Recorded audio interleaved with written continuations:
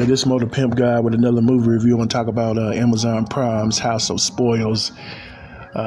This movie was like a menu ripoff, but with a supernatural vibe to it, like with a witch. This chef was out there in New York. She went upstate to another place in New York to start her own little restaurant, and come to find out this place has been haunted by a witch. And a covenant of witches that she recruited. So all the food would start going bad, and the character, her name was, they just gave her name was Chef. That was her name in the movie. She just started going crazy, man. So basically, she was just like a chef that was that got possessed by a witch. Basically, what this movie was about, man. This movie was low budget, but it was decent. Like I said, this movie kind of reminded me of The Menu, with the chef and the cooking part of the movie. So it's basically what this movie reminded me of. And I give this movie a 3 out of 5. It was decent, man. I enjoyed watching it. It had some scary moments, but basically this woman was just trying to get ideas for a menu, and she was just going in this garden, picking stuff that this witch started growing, and there was a lot of that stuff didn't look too good. A lot of that stuff looked kind of nasty. So, but she started eating it, and she started hallucinating, seeing worms and stuff and bugs come out of food, and she was just basically having all these hallucinations, man. So at the end of the movie, she started going crazy. The dude who tried to help her get the place set up, he locked her up in this little dungeon thing at the bottom of the little basement or whatever, and she ended up seeing the witch. She ended up crawling through this hole that this witch done dug, and seeing the dead witch, and she started having hallucinations, or not really hallucinations, but like not premonitions either, but like she started seeing what happened to the witch. And everybody thought she was a bad witch, but she was somewhat good. And then she ended up taking the ring off the witch, and she ended up putting it on her. And then she started going crazy at the end of the movie.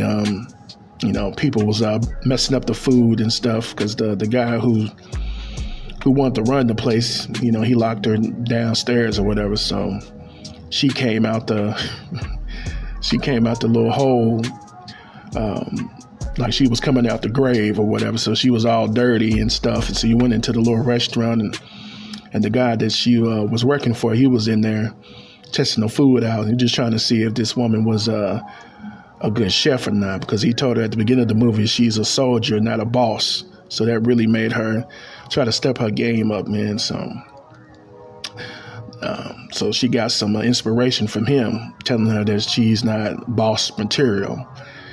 So at the end of the movie, she ended up killing this bunny. So she's serving people rabbit. At the end of the movie, had this rabbit. She made a fire. She was cooking this rabbit underneath this fire. This looked kind of nasty. I'm like, oh my God. Then everybody started coming outside. And I guess one of the things the witch was doing, she knew how to brainwash people, or galvanize people, something like that they were saying in the movie. And at the end of the movie, everybody was just like brainwashed, because this woman had this, because of the witch, whatever. She was taking over for the witch, basically. They had some scary moments in the movie, and it was this chef that was working out there before. He started eating his own hand. So they didn't really go into detail of if this witch was bad or good. They really didn't go into detail like that, because I'm trying to figure out like if she was bad or she was good. But at the end of the movie, everybody's sitting there eating rabbit that was cooked on an open fire.